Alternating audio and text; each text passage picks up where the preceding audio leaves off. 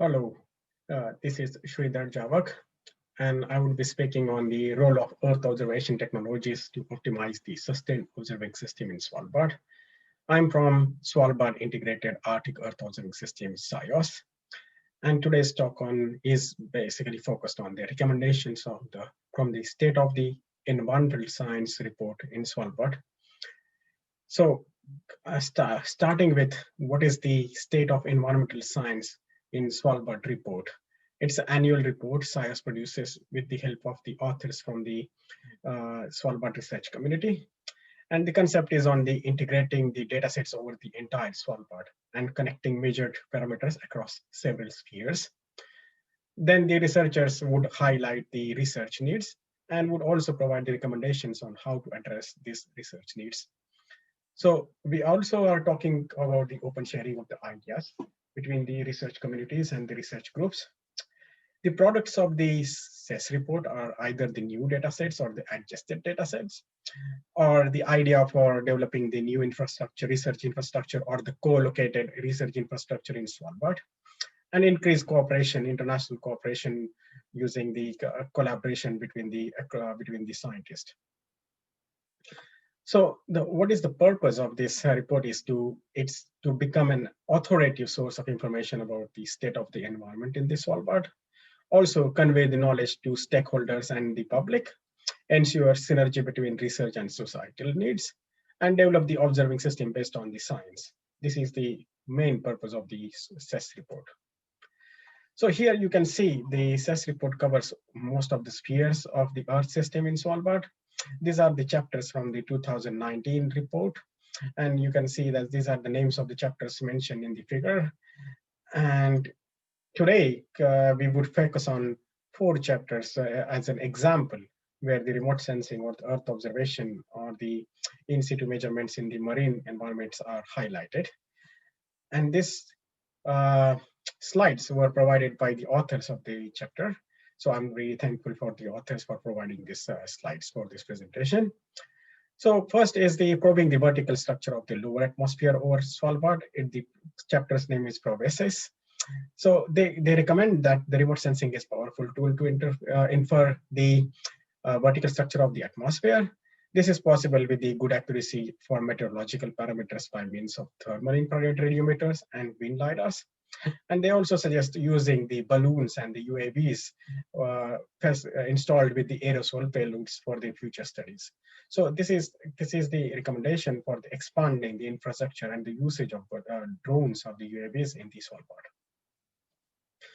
The next is based on the marine observatories, which are being used for studying the interaction between atmosphere and ocean in Svalbard. So it uses the marine observatories are used to deepen the knowledge of the role of atmospheric forcing that can drive and influence the variability of the deep current flow. And the authors suggest the expanded or the permanent research infrastructure in marine environment of Svalbard to study this phenomena or the interaction between ocean and atmosphere. So this is the second example. The third example is about the long-term monitoring of the landfast sea ice and monitoring of the sea ice in Kongsfjord and the related applications in Svalbard. So the author suggests that regular sea ice extent and the snow and ice thickness monitoring of the Kongsfjord or Svalbard, as an example, shows trends towards the less sea ice extent, thinner ice, and thinner snow cover.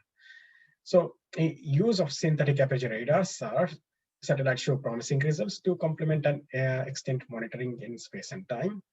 And sea ice in monitoring in Kongsfjord is used in interdisciplinary studies, improving process modeling, satellite remote sensing, connecting to atmospheric processes, and biogeochemistry. So this is a bit of interdisciplinary approach of using the remote sensing datasets in Svalbard.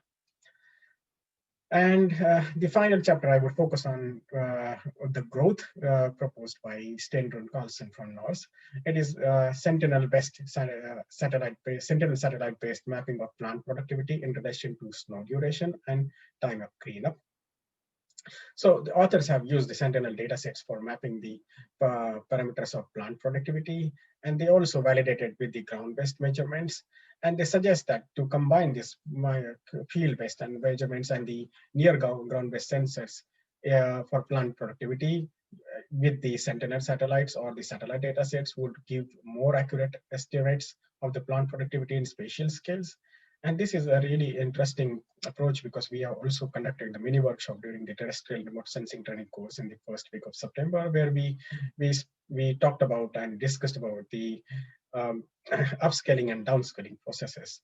And I think this is one of the examples showing the mapping of vegetation from satellite to the ground-based measurements.